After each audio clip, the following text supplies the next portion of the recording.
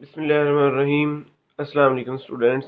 आज का जो हमारा टॉपिक है वो है गाज़िस लॉ की third application, electric intensity between two oppositely charged parallel plates.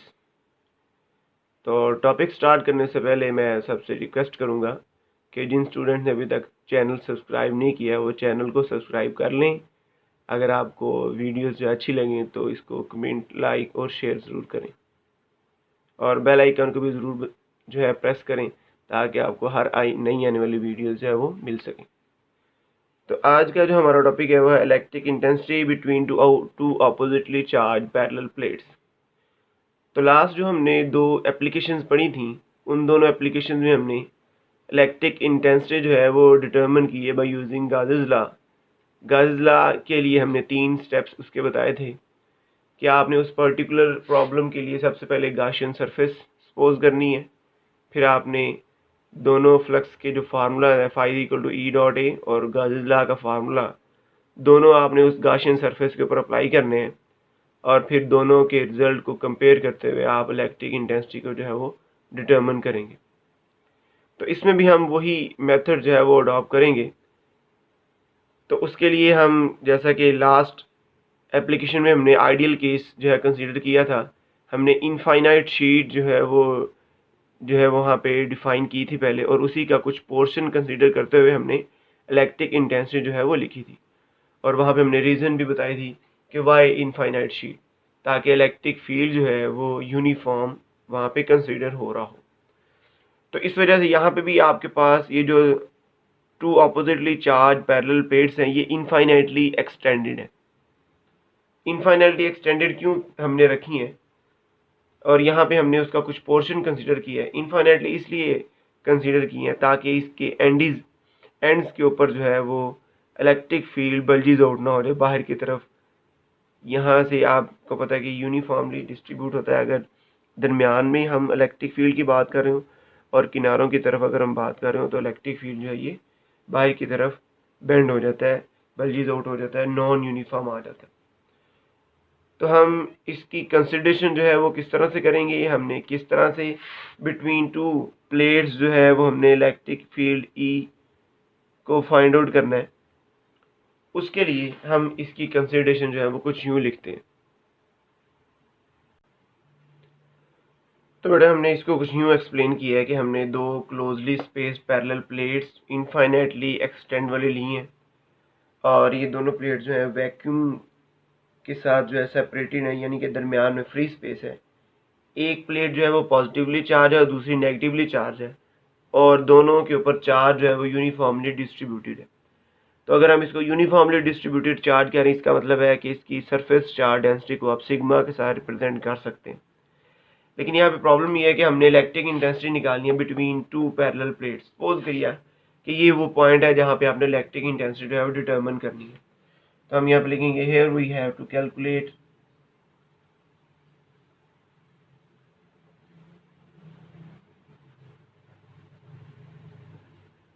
Electric intensity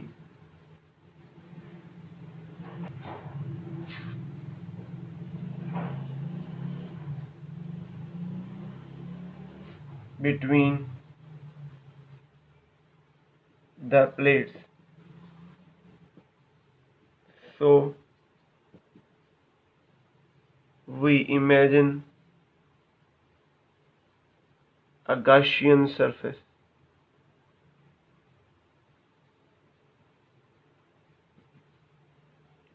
in the form of square box. हम यहाँ पे 3 dimensional square box के अकॉर्डिंगली जो है एक Gaussian surface कंसीडर करते हैं, और ये जो Gaussian surface है आपको उसकी दो जो प्रॉपर्टीज बताई हैं वो आपको याद होंगी। हमने दो जो प्रॉपर्टीज बताई थी उनमें से एक ये थी कि ये वाली जो सरफेस है ये इमेजिनरी सरफेस है, और दूसरा इसकी जो बाउंड्री है वो उस पॉइंट में से पास करनी चाहिए जिस पॉइंट के अक्रॉस आप इलेक्ट्रिक इंटेंसिटी जो है वो डिटरमिन कर रहे हो। तो हमने जो है वो वाली कंसिडरेशन यहाँ पे जो है वो कर ली हुई है। हमने उसी पॉइंट के रिस्पेक्टिव जो गाशियन सरफेस कंसीडर की है, आपके पास उसकी जो डायग्राम है वो कुछ यूं ही है। हमने उसकी बाउंड्री को उस पॉइंट के ऊपर से जो है वो क्रॉस कर दिया। अब हमने क्या करना है, हमारा जो नेक्स्ट जो है वो स्टेप है वो यही है कि हमने दोनों के ऊपर फ्लक्स अप्लाई करना है। तो फ्लक्स को अप्लाई करने से पहले हम दोबारा से इस गाशियन सरफेस को जो है वो कंसीडर एक्सप्लेन करते हैं कि वो किस तरह की है। उसके लिए मैं एक आपको इसका स्केच बताता हूँ।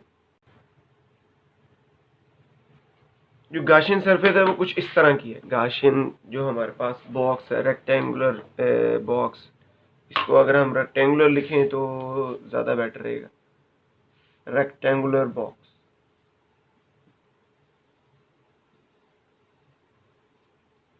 आपके पास ये रेक्टेंगुलर बॉक्स है।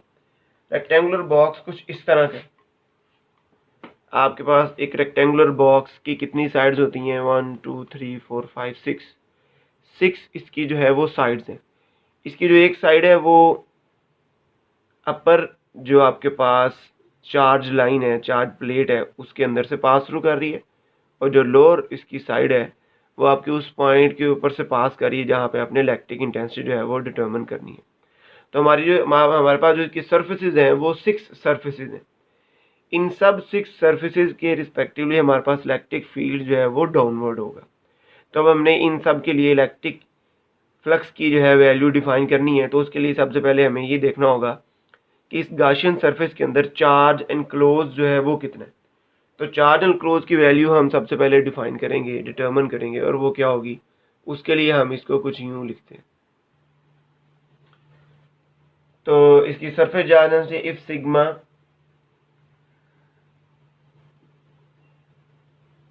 is the surface charge density and E be the area of upper surface of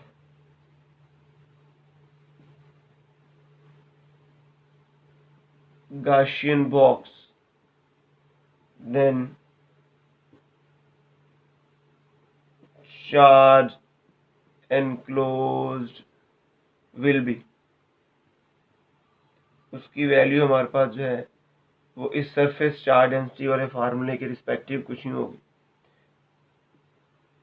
जैसे हमने पहले लिखा था सरफेस चार्ज डेंसिटी, इसको आप सिग्मा लिखते हैं, वो किसके बराबर है? क्यू ओवर ए के। तो यहाँ पे हम Q को लिख देंगे सिग्मा इंटू ए। ये आपके पास चार्ज एंड क्लोज की वैल्यू है। तो इसका मतलब है कि इस पूरी गाशियन सरफेस के अंदर जो चार्ज एंड क्लोज है वो ये है। तो अगर हम यहाँ पे गाजिस लॉ अप्लाई करें तो हम यहाँ पे लिखेंगे from Gauss's law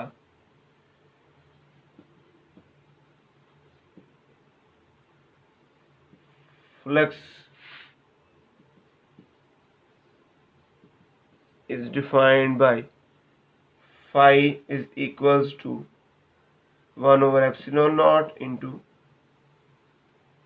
charge enclosed. तो यहाँ पे अगर हम देखें तो हमारे पास चार्ज एनक्लोज क्या है, ये Q की वैल्यू है। तो Q यहाँ पे ही बेसिकली क्या है, चार्ज एनक्लोज्ड।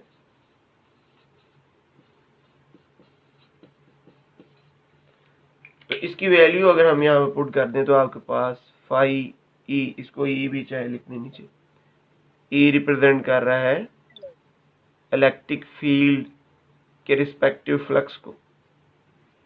ये आपके पास जो इसका रिजल्ट आ गया, इसको आप कह दें इक्वेशन नंबर 1।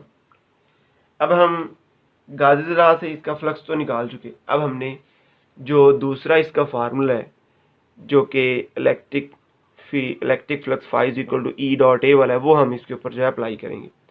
तो वो यहाँ पे अगर देखें तो हम डायरेक्टली इसके ऊपर अप्लाई नहीं कर सकते, क्योंकि यहाँ पे भी प्रीवियस प्रॉब्लम की तरह इसकी डिफरेंट जो है वो सरफेसेस हैं। तो हमें हर एक तरह की सरफेस के ऊपर बारी बारी जो है फार्मूला अप्लाई करके टोटल फ्लक्स डिफाइन करना होगा, फाइंड आउट करना होगा। उसको हम कुछ यूँ लिखेंगे,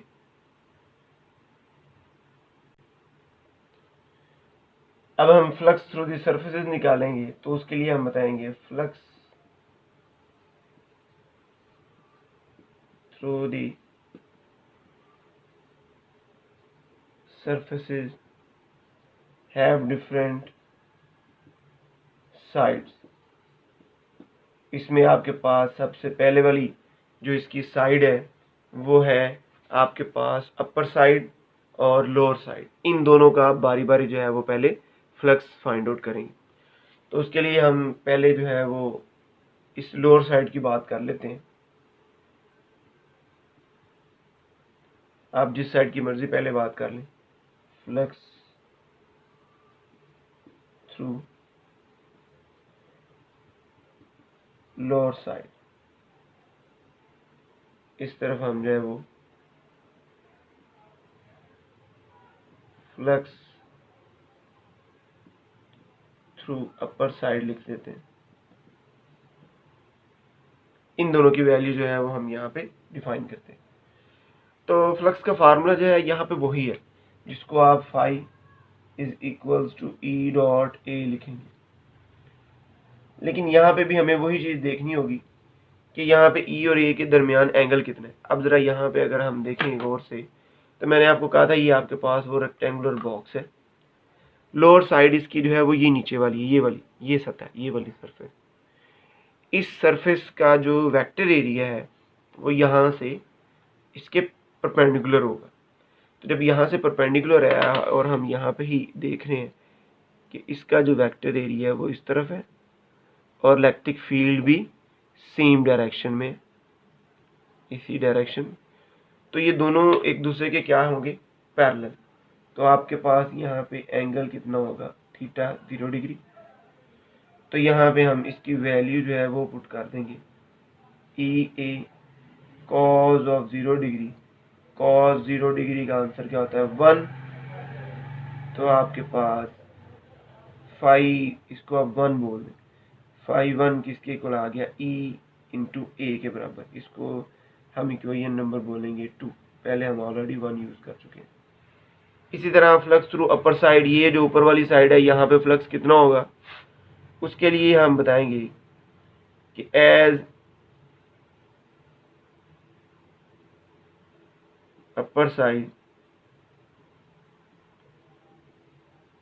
is in the upper plate where charge is distributed। Charge यहाँ पे अंदर इसके, इलेक्ट्रिक लाइन इस अपर प्लेट के बाहर से निकल रही है।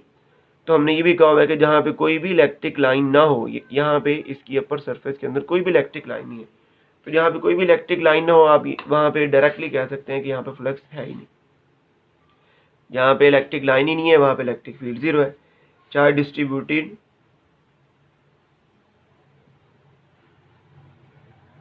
on it, so there is no electric field lines, that is E is equals to 0। यहाँ पे आपके पास E किसके बराबर होगा, 0 के बराबर होगा। इसके अंदर कोई भी इलेक्ट्रिक लाइन नहीं है। इलेक्ट्रिक लाइन तो यहाँ से बाहर से निकल रही है, यहाँ से जनरेट हो रही है। तो जहाँ पे कोई इलेक्ट्रिक लाइन नहीं होगी वहाँ पे इलेक्ट्रिक फील्ड 0 होगा। So flux phi 2 is equal to 0। इसको आप कह दें इक्वेशन नंबर 3। अब हम इसी तरह जो है फ्लक्स थ्रू अपर साइड जो है वो मालूम करेंगे। सॉरी, अभी हमने फ्लक्स थ्रू लोअर साइड निकाला, फिर हमने फ्लक्स थ्रू अपर साइड निकाला। अब हम देखेंगे यहाँ पे फ्लक्स थ्रू द साइड्स, ये जो इसकी बाकी चारों साइड्स हैं, हमने इसकी अपर और लोअर जो है वो देखनी है। अब हम बाकी इसकी जो साइड्स हैं उसके क्रॉस देखेंगे।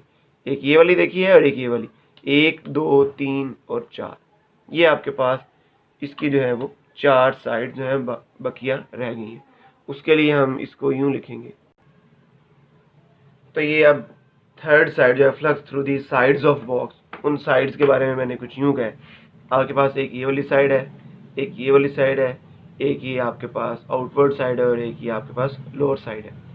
इन सब साइड्स के रिस्पेक्टिवली अगर हम देखें तो हमारे पास वेक्टर एरिया इस तरफ है, इसका वेक्टर एरिया अपवर्ड है, इसका वेक्टर एरिया इस तरफ है, लेफ्ट डायरेक्शन में इसका वेक्टर एरिया डाउनवर्ड है, और सब के लिए इलेक्ट्रिक फील्ड लाइन की तरह है हमारे पास ये टूवर्ड्स नेगेटिव प्लेट। तो यहाँ पे हर एक में देखें तो आपके पास वेक्टर एरिया ये इस तरफ इसका और इलेक्ट्रिक फील्ड डाउनवर्ड, एंगल कितना बनेगा 90 डिग्री। और इसी तरफ अगर हम फिर से बता रहे हैं, ये आपके पास बॉक्स था, ये up downward electric field, upward vector area 90 degree, इस तरफ वेक्टर एरिया, इस तरफ इलेक्ट्रिक फील्ड 90 डिग्री, और इसी तरह डाउनवर्ड वेक्टर एरिया जो होगा और इलेक्ट्रिक फील्ड के दरमियान एंगल क्या होगा 90 डिग्री। तो इन सब के लिए आपके पास एंगल जो है थीटा 90 डिग्री आएगा।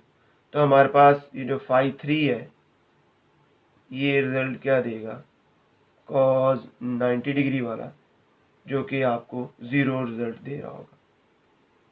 तो ये आपके पास इक्वेशन नंबर 4 बन जाएगी। तो अब हमने क्या करना है, इन तीनों इक्वेशंस का सम ले लेना है, यानी कि तीनों फ्लक्सेस को आपने ऐड करके टोटल फ्लक्स कैलकुलेट करना है और फिर उसी को हमने जो है वो कंपेयर करना है।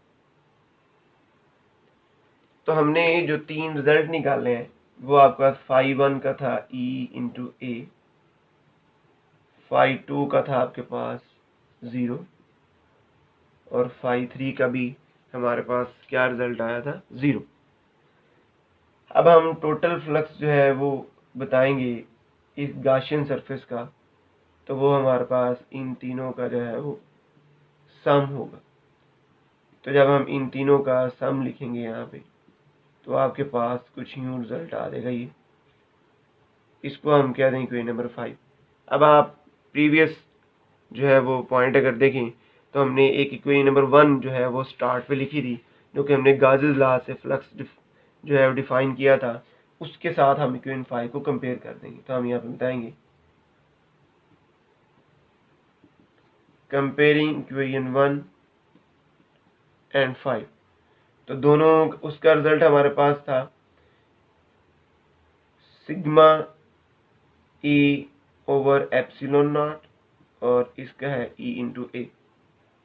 दोनों के फ्लक्स को हमने कंपेयर कर दिया, तो हमें तो E चाहिए इलेक्ट्रिक इंटेंसिटी, तो उसका फार्मूला ये ए के साथ कट गया, इसका रिजल्ट हमारे पास क्या आ गया सिग्मा ओवर एप्सिलॉन नॉट। ये आपके पास दो पैरेलल प्लेट्स के दरमियान इलेक्ट्रिक फील्ड इंटेंसिटी की जो है वो वैल्यू है। तो अब हम इसकी वेक्टर फॉर्म भी लिख सकते हैं यहीं पे, वेक्टर फॉर्म जो है वो इसकी, साथ ही हम इसका जो वेक्टर एरिया है यूनिट वेक्टर है वो हम यहाँ पे इसका लिख सकते हैं आर यूनिट वेक्टर, ये हमें इसकी वेक्टर फॉर्म जो है वो बता देगा। अच्छा, अगर हम इसका एक ओवरव्यू लें दोनों एप्लीकेशन का जो कि एक दूसरे के सिमिलर हैं, हमने जो लास्ट लेक्चर के अंदर की थी एप्लीकेशन जिसमें आपने इनफाइनाइट पॉजिटिव प्लेट जो है वो कंसीडर की थी, चार्ज प्लेट, आपने उसके अराउंड एक गाशियन सरफेस कंसीडर करते हुए यहाँ पे इलेक्ट्रिक इंटेंसिटी निकाली थी। उस इलेक्ट्रिक इंटेंसिटी का जो रिजल्ट था वो था सिग्मा ओवर 2 एप्सिलॉन नॉट, और आज हमारा क्या है सिग्मा ओवर एप्सिलॉन नॉट। ये है इस इन्फिनिट शीट ऑफ चार्ज के लिए, ये है सिग्मा ओवर एप्सिलॉन नॉट के लिए। तो अगर दोनों को कंपेयर करें तो between two parallel plates electric intensity जो है वो एक शीट की मदद से इलेक्ट्रिक इंटेंसिटी से डबल होगी, यानी कि इसको अगर आप डबल कर दें तो ये बन जाएगी, यानी कि ये इसके क्या है डबल इलेक्ट्रिक इंटेंसिटी है। अब ये क्यों है, फिजिकली इसकी मीनिंग हम क्या बता देंगे। यहाँ पे आपके पास एक इनफाइनाइट शीट थी, एक इनफाइनाइट चार्ज प्लेट थी, यहाँ पे आपके पास दो प्लेट्स हैं, तो एक इलेक्ट्रिक फील्ड इस प्लेट की मदद से होगा सिग्मा ओवर 2 एप्सिलॉन नॉट, और उतना ही इलेक्ट्रिक फील्ड इस प्लेट की मदद से होगा जो कि सिग्मा ओवर 2 एप्सिलॉन नॉट होगा। तो दोनों का इलेक्ट्रिक फील्ड सम अप होकर बेसिकली हमें सिग्मा ओवर एप्सिलॉन नॉट जो है इसका रिजल्ट दे रहा है। तो यहाँ पे हमने यही देखा है कि दोनों का इलेक्ट्रिक फील्ड जो है वो डिपेंड कर रहा है इसकी सरफेस चार्ज डेंसिटी के ऊपर और दोनों प्लेट्स के दरमियान मीडियम के ऊपर।